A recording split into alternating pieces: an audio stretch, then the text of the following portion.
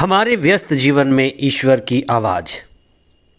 आपने कई बार सुना होगा, आकाश में उड़ने वाले जहाज कई बार अपना रास्ता भटक जाते हैं, रडार से उनका रिश्ता टूट जाता है। अगर आप बार बार यात्रा करते हैं, नए स्थान नए नए जगहों पर जाते हैं, तो आपके रास्ता भटकने और सही मार्ग से खो जाने के ढेरों अनुभव होंगे। आज आप उन पर चिंतन करें।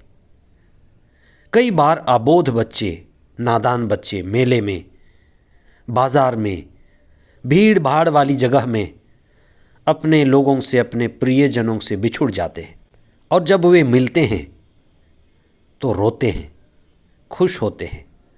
आज हम इस बात पर चिंतन करें कि हमारे जीवन का परम उद्देश्य क्या है। ईश्वर की संगति में रहना, ईश्वर की संगति में जीना, यही हमारे जीवन का परम उद्देश्य है। ईश्वर इम्मानुएल है, प्रभु यीशु इम्मानुएल है, ईश्वर हमारे साथ है। और जब हम आत्मापूर्ण हैं और चेतनापूर्ण जीवन जीते हैं, तब हम पूर्णता के जीवन की ओर आगे बढ़ते हैं। आगमन का दूसरा सप्ताह 6 दिसंबर 2022। पहला पाठ नबी इसायास का ग्रंथ, अध्याय 40 पद संख्याएं 1 से 11 तक। संत मत्ती का सुसमाचार, अध्याय 18 पद संख्याएं 12 से 14 तक। दिन मंगलवार। आज के सुसमाचार में एक खोई हुई भेड़ का दृष्टांत है। धर्मशास्त्र में दृष्टांत बहुत उपयोग किया जाता है। दृष्टांत का बड़ा प्यारा अर्थ है। एक ऐसी कहानी, अधिकतर छोटी कहानी, जिसके खत्म होते ही सत्य की, आत्मा की, दिव्यता के बातों की झलक हमें मिलने लगती है। कहानी की दृष्टि खत्म होते ही सत्य की झलक मिलनी शुरू हो जाती है। सभी दृष्टांत इशारे हैं। धर्मशास्त्र की वास्तव में सभी बातें इशारे हैं। इशारे इशारे में सत्य की बातें बताई जाती हैं। सत्य एक इशारा है, बंधन एक इशारा है। हमारी आत्मा की मुक्ति, अनंत की ओर गति, ये सभी इशारे हैं। इन्हीं इशारों के द्वारा हम मुक्ति की ओर और अनंत जीवन की ओर गति करते हैं। आत्मा की अज्ञानता ही हमारे खुद का खोना है।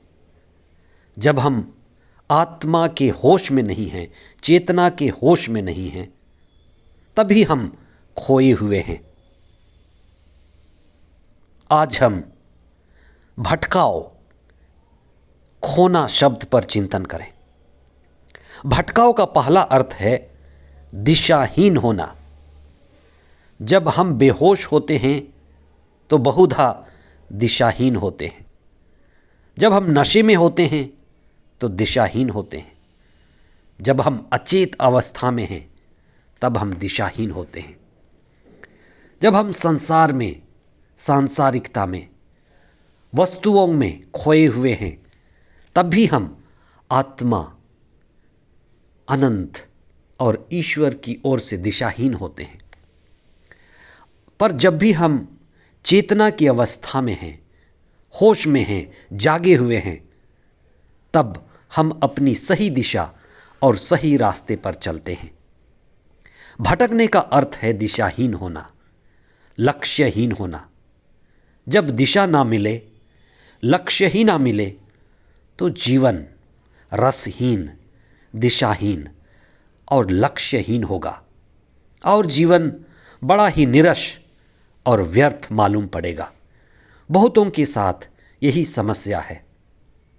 ईसा हमें जगाने आए, ईसा अपनी शिक्षा के द्वारा हमें हिलाने आए, ईसा अपने जीवन के द्वारा हमें नई दिशा देने आए, हमारी चेतना को दृढ़ बनाने के लिए, गहरे बनाने के लिए आए। और ये आगमन का समय हमारे लिए सही दिशा के चुनाव करने और सही दिशा में बढ़ने का समय है। जो भी व्यक्ति दिशाहीन और लक्ष्यहीन है वह भयभीत होता है। दिशाहीन व्यक्ति असुरक्षित मालूम पड़ता है और दिशाहीन व्यक्ति विचलित होता है। ईसा की उपस्थिति, ईसा की शिक्षा सारी मानव जाति के लिए अनंत की खोज की ओर आवाज़ है, एक आह्वान है।